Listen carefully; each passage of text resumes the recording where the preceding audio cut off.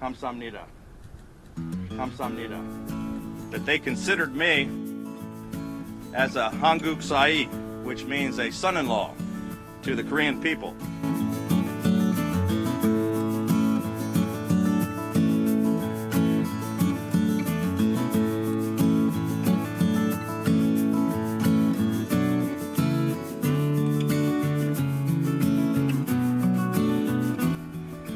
From the beginning of this coronavirus pandemic, one of the biggest problems in America has been the lack of availability of testing. It remains the most serious obstacle to safely reopening our states. Here in Maryland, we've been doing everything in our power to acquire more tests from the federal government.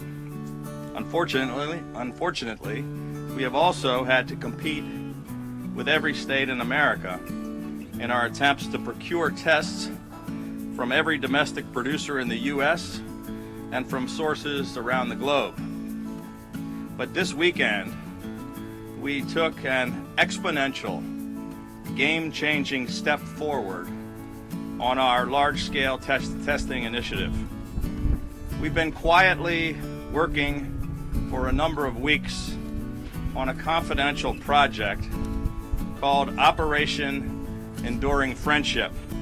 And on Saturday, the First Lady and I stood on the tarmac at BWI Airport to welcome the first ever Korean Air passenger plane, a Boeing 777, which had no passengers, but which was carrying a very important payload of lab-gun COVID-19 PCR test kits from a South Korean company called Lab Genomics, which will now give Maryland the capability of performing 500,000 coronavirus tests. The 500,000 test capacity, which we have just acquired, is equal to the total amount of testing which has been completed by 4 of the top 5 states in America combined. Operation Enduring Friendship was launched on Saturday, March 28th, when I asked my wife, Yumi, to join me on a call with Korea's ambassador to the United States, Lee Soo-hyuk. We spoke of the special relationship between Maryland and the Republic of Korea, and we made a personal plea in Korean asking for their assistance. That call set in motion 22 straight days of vetting, testing, negotiations, and protocols between our scientists and doctors, 8 Maryland state government agencies, and our counterparts in Korea. We convened countless calls nearly every night. Sometimes it seemed like all night, working through language barriers and a 13-hour time difference.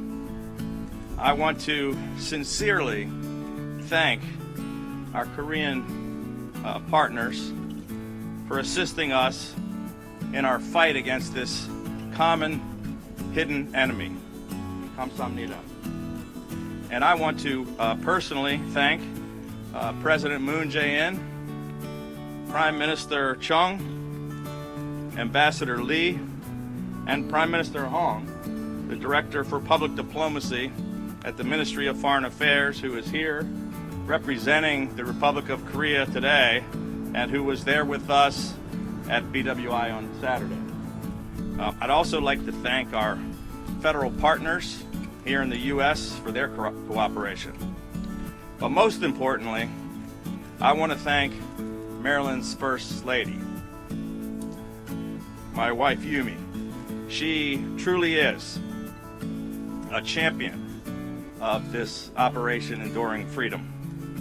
You may know her as the first Asian First Lady of Maryland, but she's also the very first Korean American First Lady of any state in the history of the United States. and it's why we have, and we're so proud to have, such a special bond with South Korea. In February, the First Lady and I worked with Ambassador Lee to arrange for a reception at the ambassador's residence in Washington during the NGA annual winter meeting. And it was a special surprise for us when President Moon appeared on a video screen to recognize our special partnership.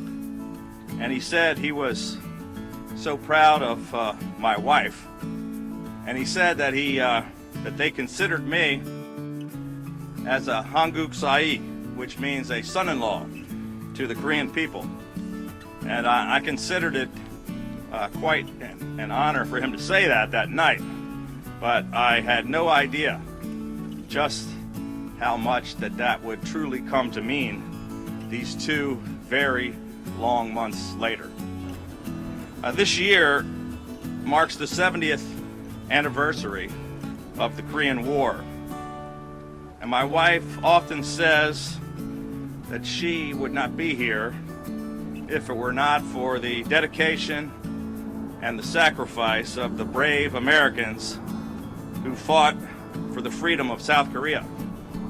And she and President Moon have both talked about the incredible debt of gratitude that South Korea feels toward the American people.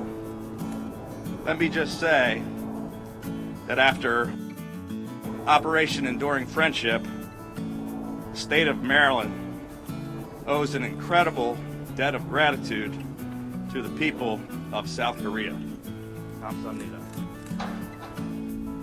May God bless the great state of Maryland, the Republic of Korea, and the United States of America.